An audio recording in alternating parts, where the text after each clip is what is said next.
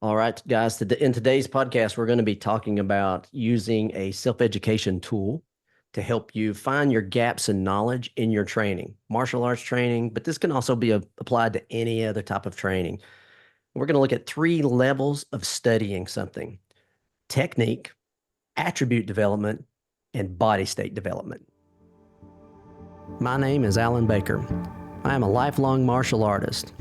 I escaped the system as a young man to follow my dreams.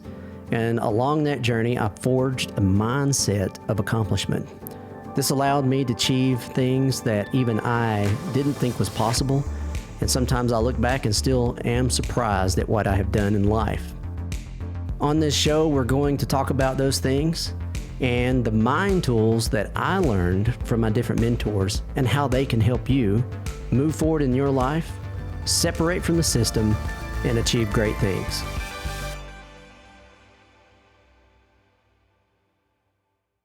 All right.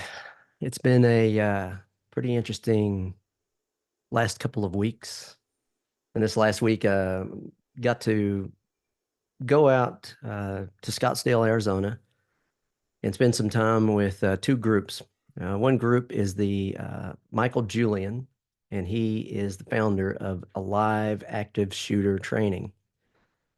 And Baker Defensive Tactics is actually working with him to design a program for his company. He trains instructors to do presentations and keynotes on active shooters. And he wanted to plug in a disarming and defensive tactic element, but it's going to be focused on an active shooter. So instead of what we normally do, line up in front of somebody that's a threat, we're actually dealing with one that's possibly coming into a room or down a hall, and we have an opportunity to engage them. So the whole program was designed around that, more of an ambush style, weapon disarm, and defensive tactics. So we got to spend the whole day in the studio last week recording it. Really nice studio too, I've got to say. I was impressed with the place. So went from there to another event that was in the same area, BK Live. Bedros Keuilian has a live event that he does once a year, and he has in different individuals to do presentations, teach, and coach, like Jason Redman, Bryce, Henson, and a host of other individuals. And really good event. Every time I go, I learn more. I bring more back that will influence what we do and influence business and building good finance, which we're a big believer in doing because it gives you freedom and life. And I'd say the one other major thing that's happened this week, closer to home, is those who have, if you've listened to the podcast or me, I spent last year and probably a portion of the year before that recovering from a shoulder operation, an elbow operation, and a severe knee injury. So I had to spend pretty much all of last year and probably more listening to the doctors, which is difficult for me to do, especially when they're telling me, don't train, don't pick anything up heavy. It's miserable. But this year, we finally got to the point where we're released to start easing our way back into it. And I've been in the gym and on the academy floor my entire life. So I think that was the longest break from the gym and from the academy that I've ever had. And the effect that'll have on the machine. So I've got some making up to do, some catching back up to do. So part of doing that is we decided we're going to turn the garage into a gym. And I usually will get up in the morning, go to the gym, put your time in. But my schedule, especially in the last year, since I wasn't able to do those things, I spent more time growing business, growing different programs, the video academies, that sort of thing. And the schedule has gotten busier. So taking time to jump in the car, go to the gym, and even at the gym, you've got to wait on the guy in front of you to finish texting his girlfriend before you can get on the bench. or they're recording something and they've got to do the same thing 3 times because they're concerned about how it looks, and which is okay, but it just slows you down. And so not, it's nice to not have to wait on anything. But anyway, one of the things we got in this week is I purchased a power rack from Rogue, and this is one of their new ones, Rogue Monster Rack, the RM 43. This thing is a beast. I mean, it's probably way more than it should be in your average garage, but you know what? If the house falls down because of a storm, this will hold it up. And anything we want to do, this thing is designed for attachments to work. It's fantastic. So I managed to get it built in the garage, and it all came in on 4 pallets, and they actually forgot to send one. And it was interesting just getting all that thing unloaded and in the garage, much less put together. Everybody looked at the parts and was like, hey, man, wait till the weekend. I'll come over and help you put it together. Jim's like, well, I'll be down in a few days. I'll help. And you know me. So I'm like, I've got to get this done. So I pulled out all the rope that I use for rappelling and climbing, and I built a spider web inside the garage. And a pulley system, different prusiks and everything. So inch by inch, managed to get all of these pieces put together, lifted into place, and I just couldn't wait. But anyway, now that beast is sitting in the garage, and we got a full rack of dumbbells. And I got to say, it has been really nice being able to get up in the morning, just walk from the kitchen right down in the garage and do your work, and then come right back in, clean up, and go to work. And another nice thing that I didn't expect is lunch. Now, normally my lunch is 10 minutes. I'm working. So I'll walk in, I'll cook, I'll eat, and then I'll go right back to work. But lately I've been jumping out in that garage and putting in another 20 to 30 minutes, then coming in and cooking and eating, then going back to work. So that's been something that's been really nice change up in the last. I thought you were going to say, I can actually take a longer lunch, a little bit more of a break, relax a little bit. Nope, I'm going to go out and lift weights. Got to maintain the machine, man. And I'm like 2 years behind. It's terrible. So weak. So I'm highly motivated to get things back in gear. I feel you. I'm a little weak too. Like, my journey already, but, the cardio journey. I've become a cardio junkie over the last, year and a half. Been running for about 15 months now.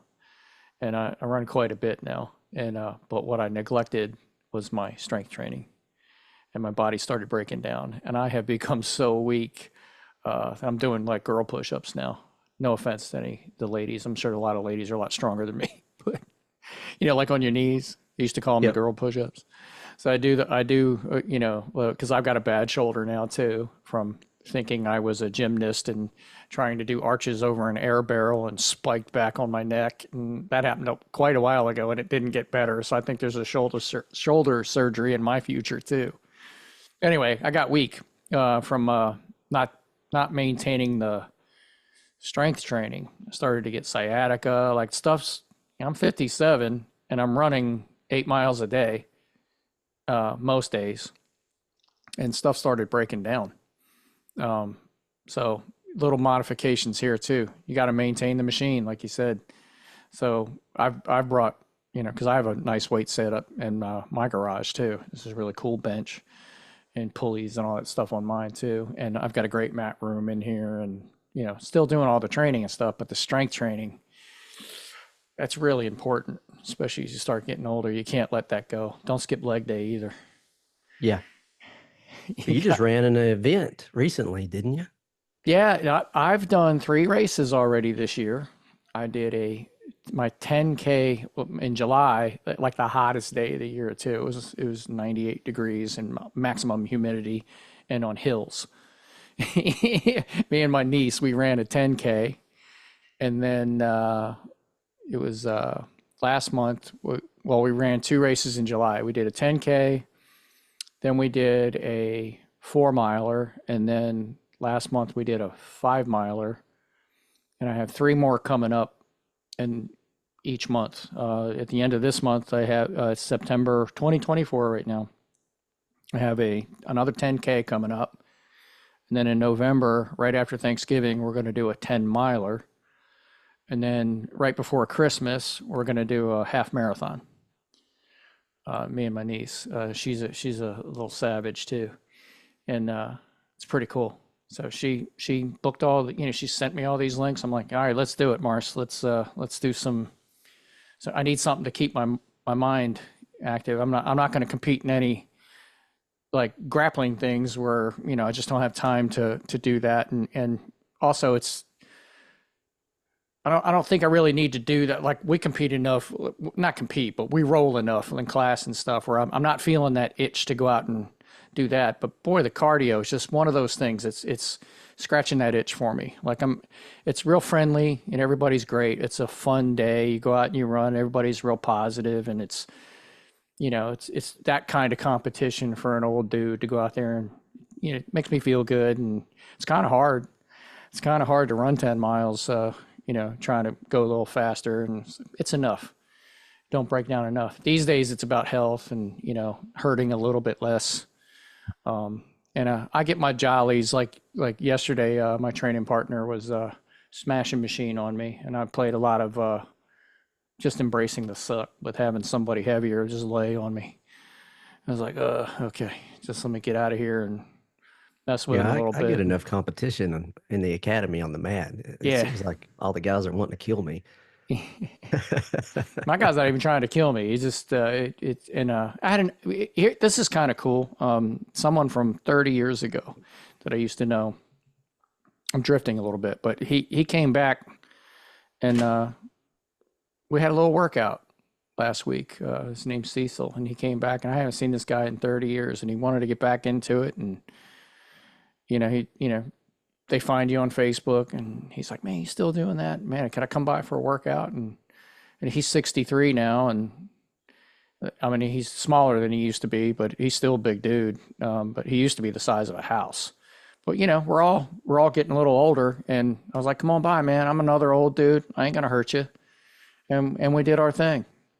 I love it. I love what we do. It's positive, and whatever level you're at, yeah, you got the killers, and then you got just some old dudes still trying to howl a little bit. It's pretty cool. And then you got dummies like me still out there running around doing races and stuff, and seeing how far I can take that. Next year is going to be a marathon. Tell Chris Benfield that. I know Chris is doing some endurance events Oh too. yeah, yeah. That's not done. No, you keep moving. And then, the next level is let's keep moving intelligently. It's like Yeah, cardio, and like you said, the strength side of it. I wouldn't call it running. I don't know that I'd call it jogging. It's like it a counts. controlled fall forward because I'm having to rehab this knee. And it's not pretty, but I am doing it. Damn right. So and sometimes you just gotta work through the pain, as long as you're mechanically correct. That's just part of life. Well, we So, get so focused on sometimes, techniques, and what would you do if somebody did this and this, that kind of stuff, and that's all great. But if you forget to maintain this thing, that's mhm, part of the strategy too. That's tactical as well. It's like, is this thing, like running efficiently? Is it running well to where if you did need to do something, do you have it available? Because totally. if you're falling apart, you're not much use. And in the big scheme of things, we talk about this in Warrior's Path often, that is your tool for making change, changing your life, elevating yourself to another level. Like, if you're not healthy or strong, eh, you know, you have the ability to put in 2 or 3 days of hard work and effort. It affects, where you're going, what you're doing, your level of success. So a lot of times when I'm coaching individuals, that's one of the first things we take a look at is what condition is the machine in and the multiple levels of it. So just the Oh, fact that you're out there doing it, man, that's oh that's yeah, awesome. It's meditation for me. I'll share one other thing on that topic, and it's interesting. And I'm not being all nerdy and going down the rabbit hole with this stuff. I'm just kind of observing, casually observing, and not making it a big thing out of it. And but I have found it has drastically affected my mind, Mhm. like even more than my body. Um, my focus is so much tighter and better doing these long endurance things. Like I'll run for 90 minutes. I'm working my way up to, a marathon will probably take me, you know, 4.5, maybe even over 5 hours to run. That's a long time to just run. And you got to go places in your mind to do that. But what that kind of is doing, it's creating this focus muscle, like for lack of any official term or technical Grit. term on it. Yeah, there's this, but it's seeping into my work though, because editing, which is my primary thing, and a lot of the admin things and all that, it can get really tedious to sit here all day and just go through footage and work on long projects and sort things and organize curriculum and do it. It just, you get kind of bored. But if you kind of get used to, while that body's churning and churning and churning and churning and churning, and you're going, and it's almost like you've built that up to where you get better at your work too. And I've been noticing that. I'm able to sit here and focus much better if I'm doing these long endurance things, and they don't have to be difficult. Like I'm not killing myself every day. I mean, I'm not sprinting. Yeah, I'm doing my little run, my little old dude run, and it's fine. It's good enough to where, just enough to where it's challenging, but you don't break the body. But it's the mind that's being trained, maybe even more than the body. It's interesting. I wasn't expecting that. I Totally I, agree. I thought it was going to be, I'm just getting in better cardio shape, which I have, but it has drastically improved my focus. Unexpected. I commonly say, as part of a morning routine or an evening or daily routine, you should have a method of challenging your willpower and developing your grit. And there's many ways to do it. Training is a great way to do it, but that's a classic example of that. And it's another argument toward maintaining the machine, getting that in order before you start the pursuit of growth.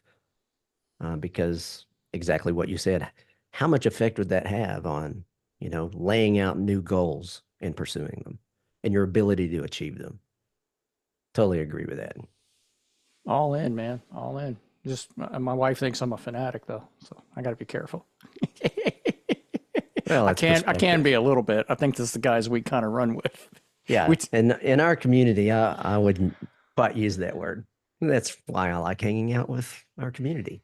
yeah, we're all a little bit nuts, or we wouldn't be doing this.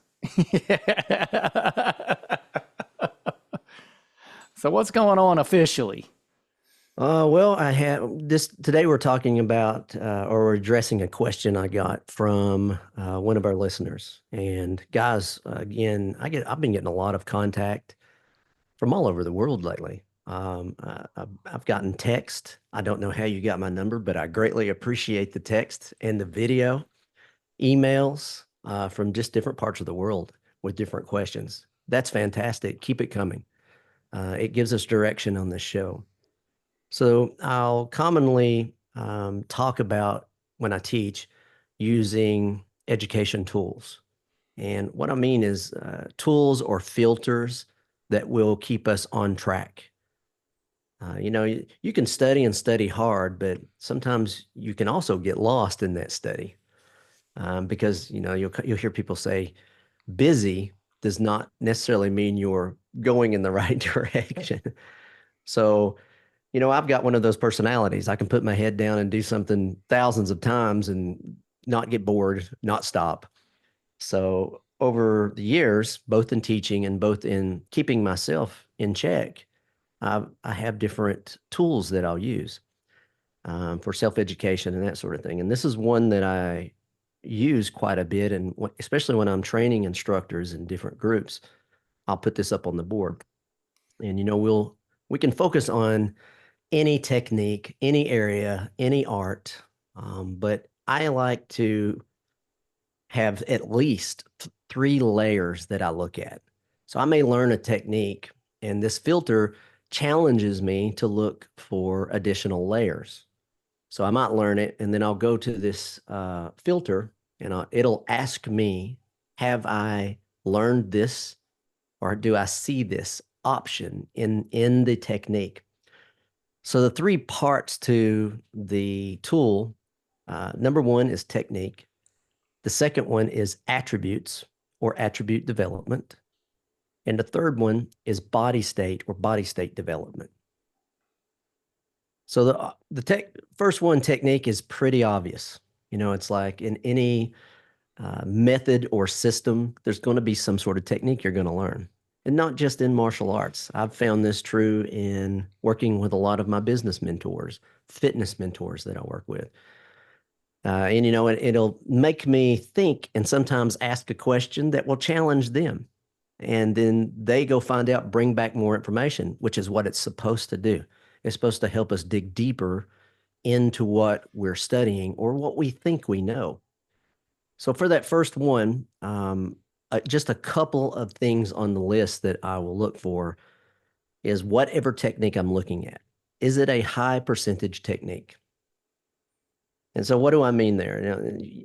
Like we talk about the combat blueprint, different areas in combat, and one of them is striking. So a example of a high percentage technique would be jab cross. It works often. And because of that, if its effectiveness, you will see it used in multiple different martial arts systems. Almost everyone has a version of it. And that's because it's a high percentage technique. But you can also learn techniques that may be used just for a specific scenario. It's a very minor thing that you'll pull it out of the bag and use it. If they do this, you're going to do that. Well, that's not a high percentage technique. So asking myself, is important because, we're probably going to take those techniques and, as we mentioned earlier, we're going to place them under stress. We're going to get the big guy in the room to try to smash us as we do it. And, when you start to increase stress and mental pressure, you start to get limited mental capacity. I like to say sometimes you get pushed down to just using the puppy dog brain. And you can only teach the puppy a few tricks.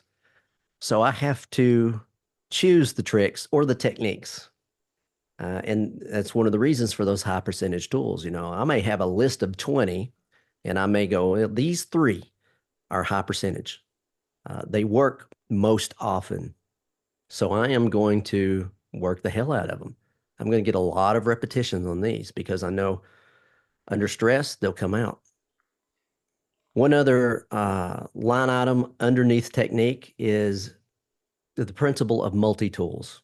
Speaking of Chris Benfield, if he's listening to this is one of his favorite principles that we used to pull out in class. A multi-tool is a tool that works in multiple different scenarios, positions. Some techniques, like we said, are designed for a specific thing. But you'll find some techniques or methods, I can use it when standing in open space, pressed against a wall, shoved into a corner. Say I'm between two vehicles and I've been kicked in the leg and I'm down on the ground, smashed between the vehicle, dealing with two people. Does the tool work there? Or have I trained it in that scenario? So you will start to find tools that will fit that. And this is part of that initial filter. Is it a high percentage tool? Is it a multi-tool? And can it operate in many different areas? This is also makes me think of a drill that we use to challenge this area too, called the Around the World drill. We borrowed this information, this drill, from the Keuilian fighting method. And so it is just a series of positions for the human body.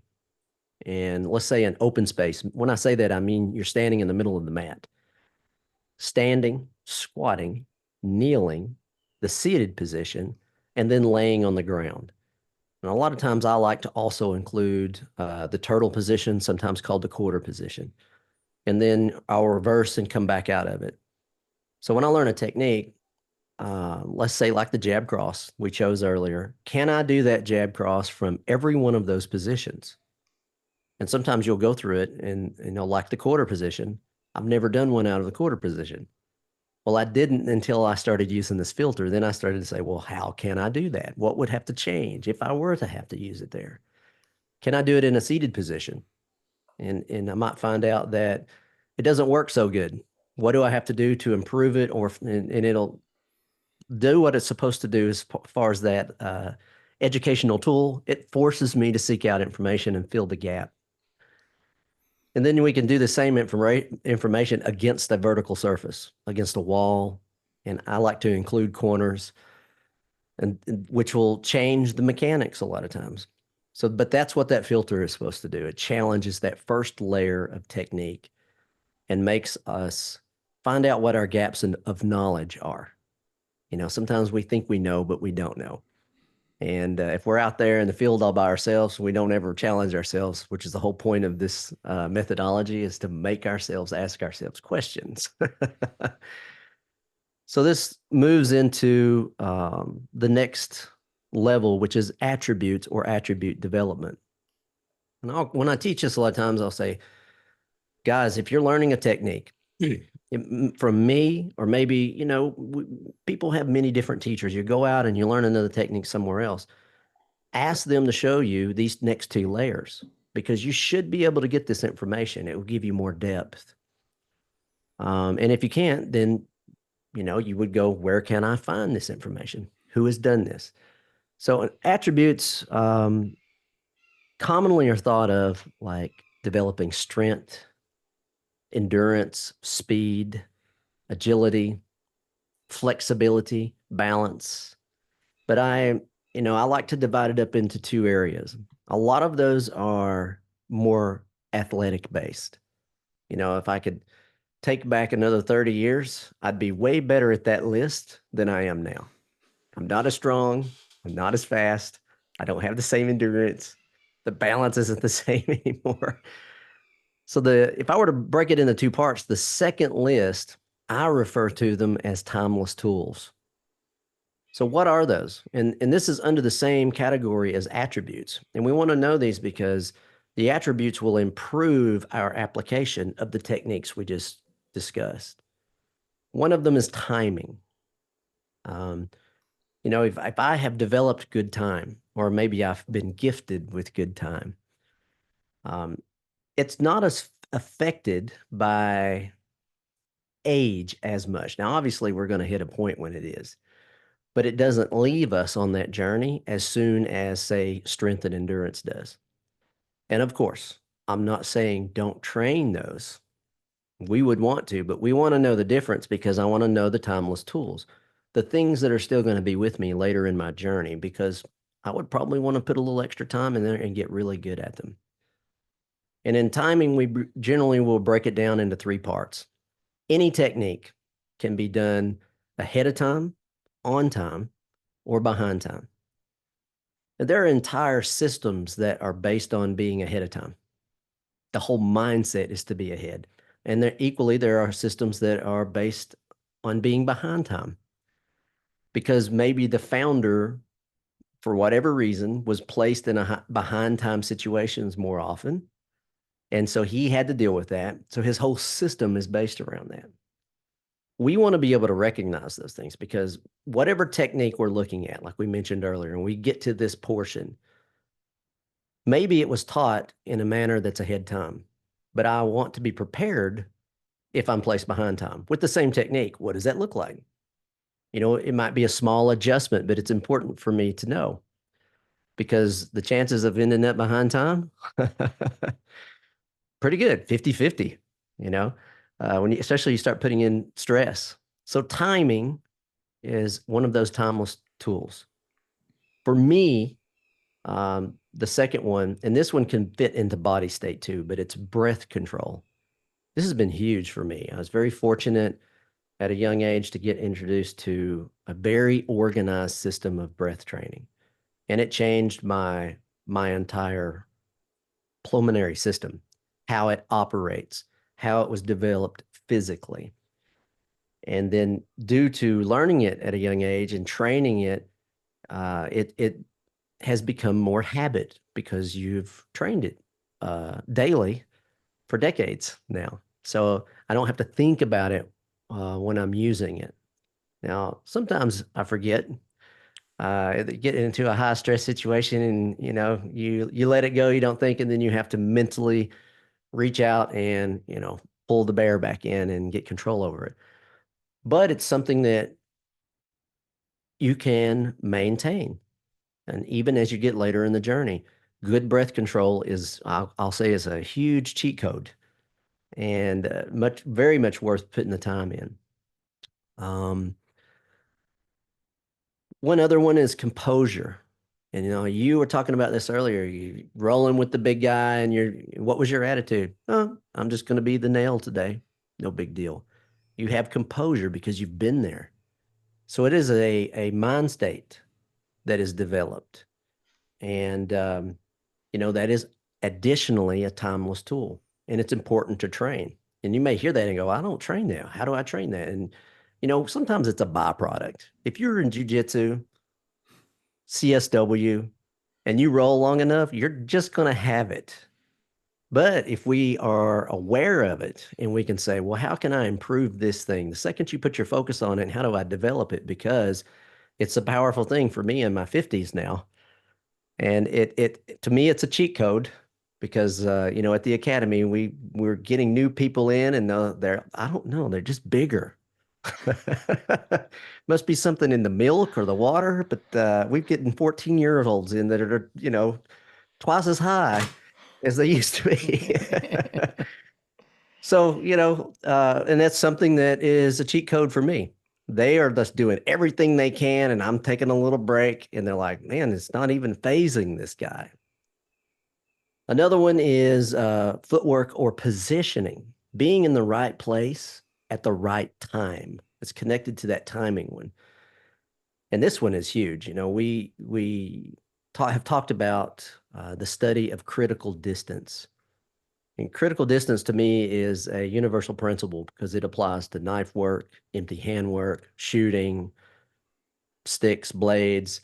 And it's the study of range between you and a threat or two threats or more. And it is a study of how the human machine operates. I will commonly reference whether someone is in a single weight position or a double weight position. And what I mean is, like, are you equally weighted between 2 feet, or is all your weight in 1 foot? If you're equally weighted and you want to walk across a room, you have to shift weight into 1 foot in order to free up the other foot to take a step, which could be a kick, it could be a move forward.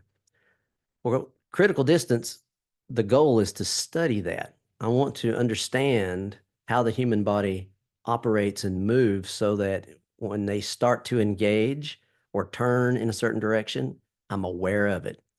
And being aware of it allows me to be ahead of time. And mix that with that control of distance and space between you and a threat. Again, it buys you more time to react. And that's the study of critical distance. And it also, you could say, is the development of your optics.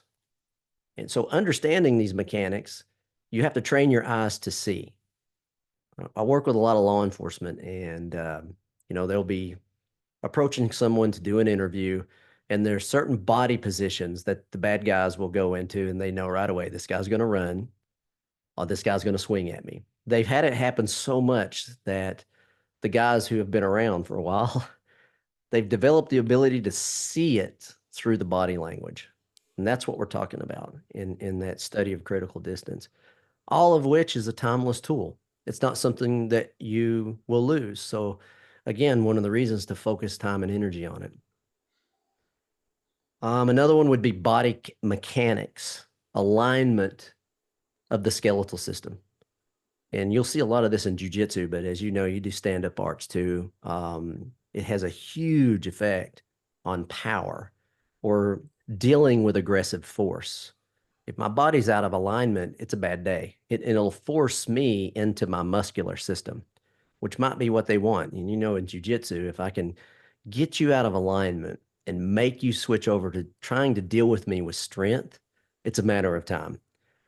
But the more educated you are with your skeletal system, if you can keep those bones aligned and in the proper angles, they support all the weight and pressure, and you can relax. Same thing on your feet. So, good alignment, the study of alignment, good body structure and skeletal alignment, to me, a timeless tool again. And if we were to throw one more on the list, mental toughness. And this is kind of probably connected to the composure discussion we had earlier. But just as Pedro Sauer will say, at least he was the first one that used this, is you have to get comfortable being uncomfortable. That's a powerful thing. I think that to me, that is a life skill because that applies to everything, relationships, business, Sweet training, everything. suffering. Oh, yeah. And your ability to just shrug it off. No big deal. Oh, it's this again. I got it.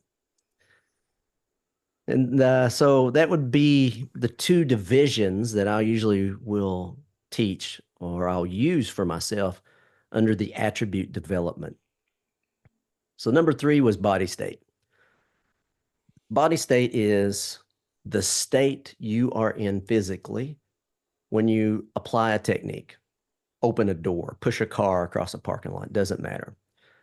And there's a list of these. And so probably one of the most influential ones is tension control, the level of tension in your body. Now, this is a tough one, especially when you apply stress to a situation, but it has such a huge effect on your success and how effective you are with, say, any given technique. Now, some people are gifted with this. I always think of Michael Jordan. You know, you game point, and he's just super relaxed. Doesn't even look stressed out about it or not. And so that's God given. But the rest of us have to seek it out. You know, one, we have to become aware of the levels of tension in the body.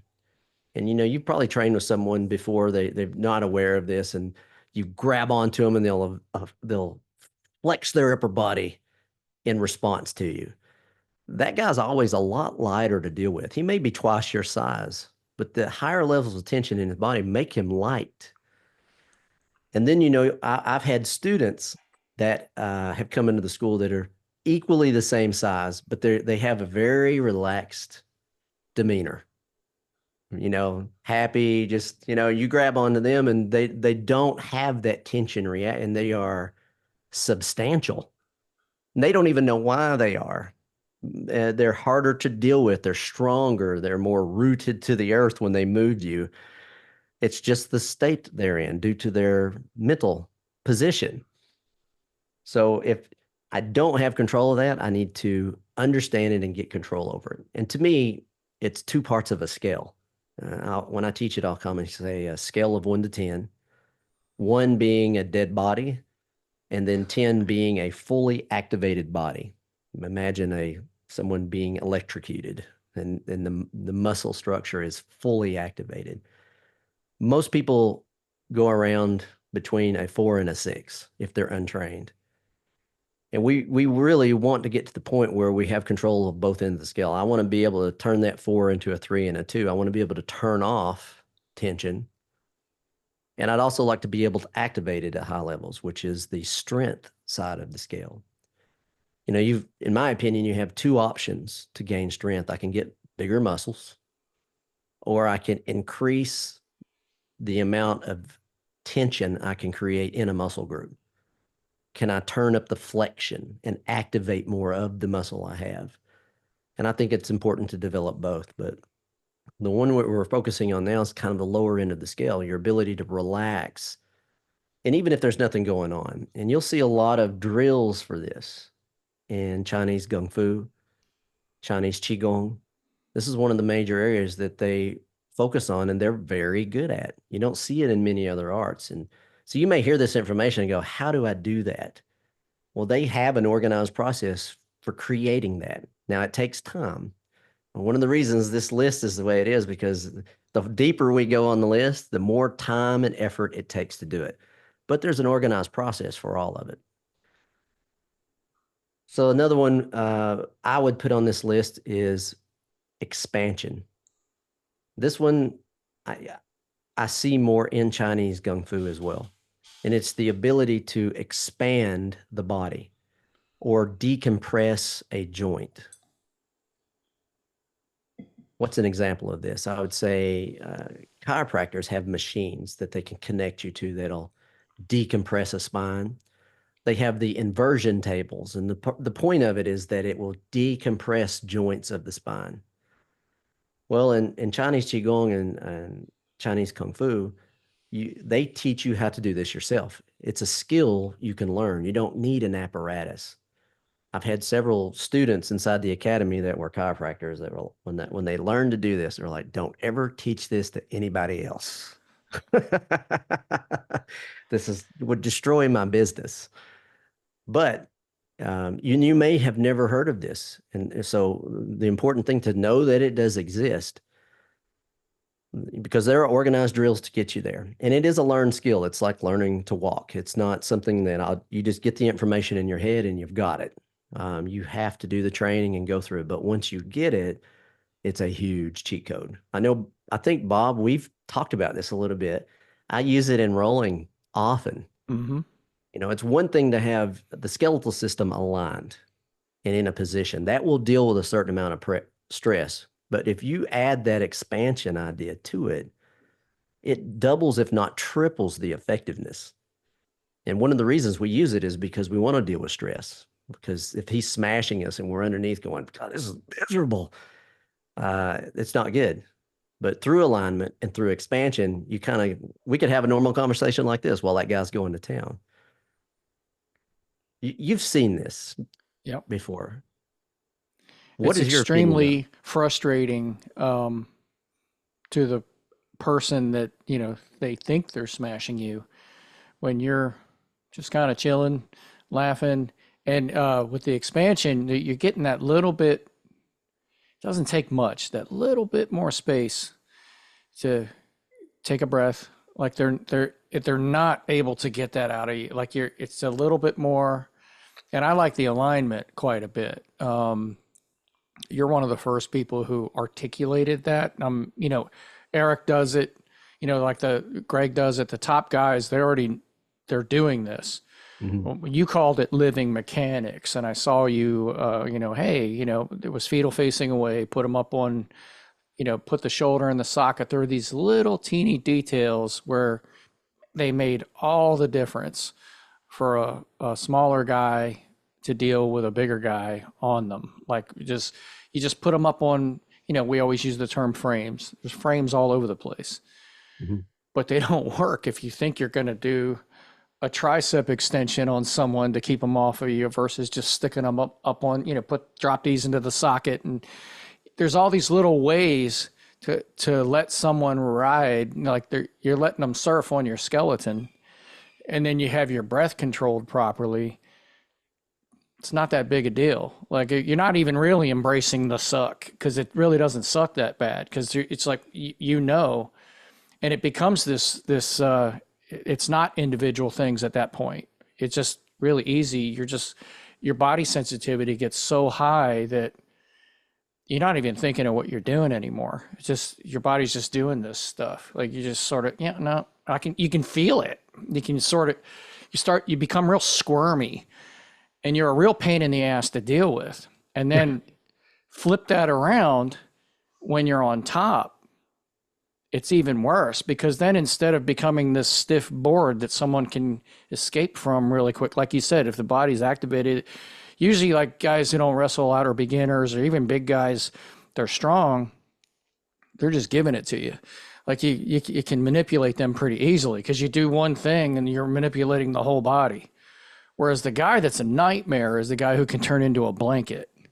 Yeah. Like he just melts on you like goo, and like you can't do anything. They understand pressure, and you get someone like that on you. Now you've really got someone that's okay. This is another level of someone to deal with. Like Eric Paulson laid on me at a seminar earlier this year, and I've gotten pretty good at this, at dealing with somebody laying on me, and I really don't stress too much about. I don't care what size you are. I can usually deal with you pretty good, you know. And it's not, but Eric laid on me, and I went, "Oh, I forgot.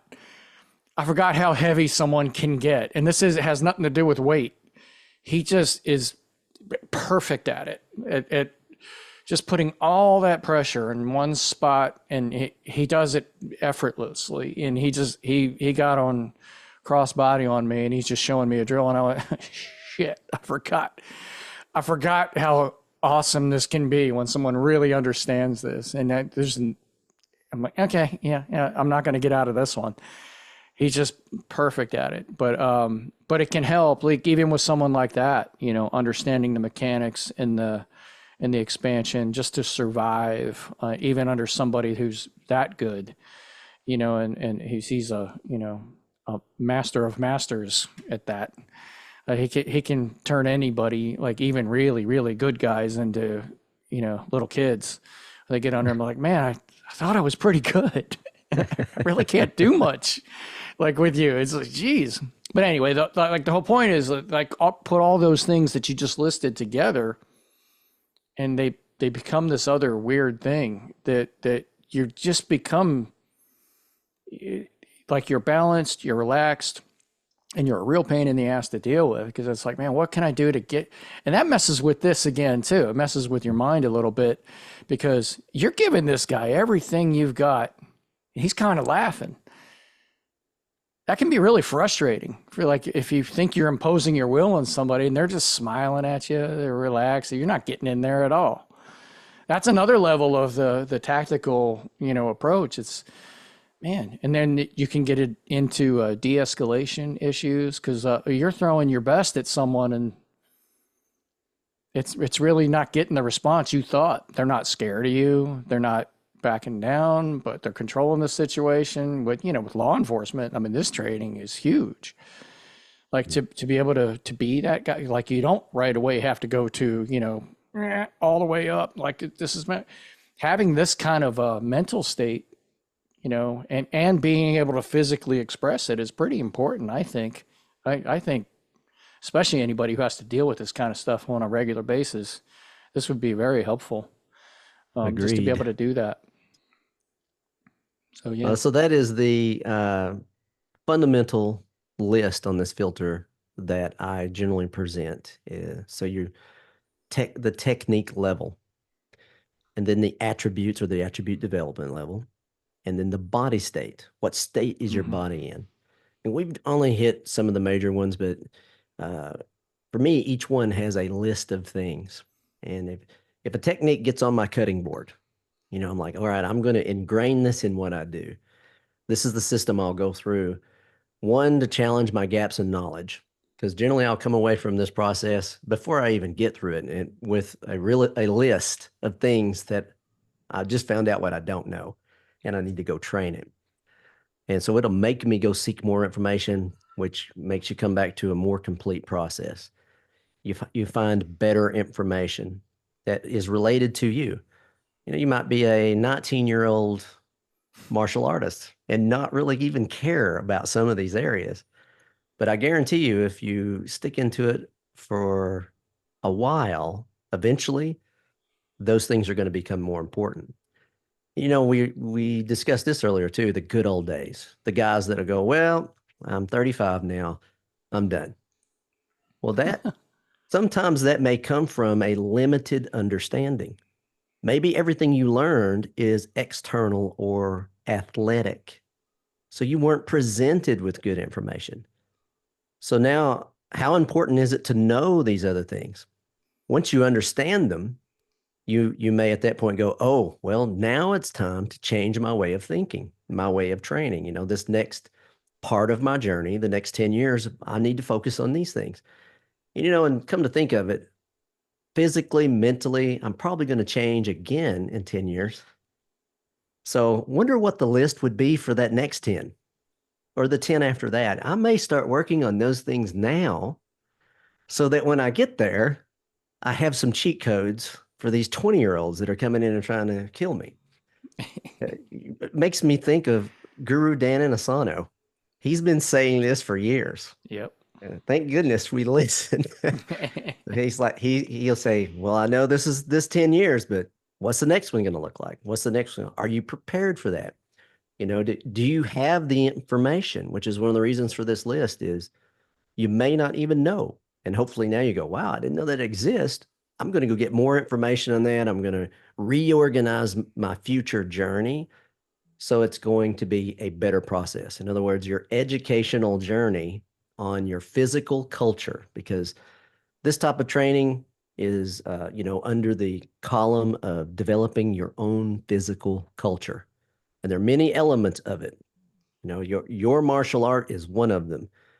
The gym that you're building in your garage, jokingly, or you're going to in the morning, that is another element of it. We want to do it intelligently. We don't want to have injury.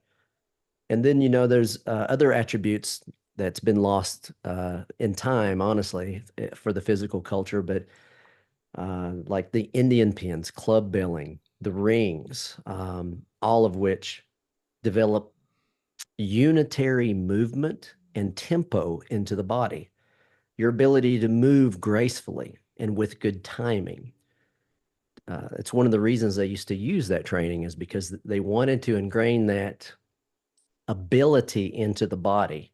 And then they can go apply it in life in whatever you choose.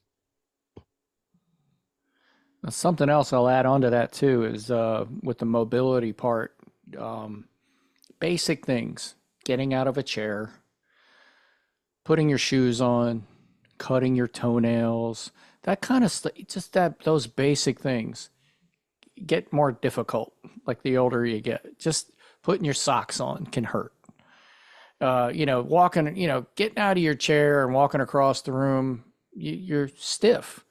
And especially if you're still training, maybe you're not training, just whatever. Just you just you're not 20 anymore, and stuff hurts. Your knees hurt, your hips hurt, your back hurts, your neck hurts, all those things, and it's pretty important to keep the mobility going. And I'm not talking about being Van Damme and doing the splits.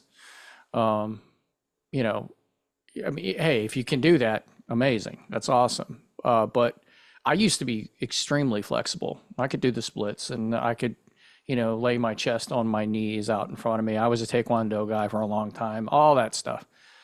Man, I am so, especially with all the running, I've become so stiff that I'm having to modify my routines. And I do they're easier flexibility routines these days, just to kind of loosen this stuff up and just being able to move around. And it really helps with, pain management, and just because you just get really stiff.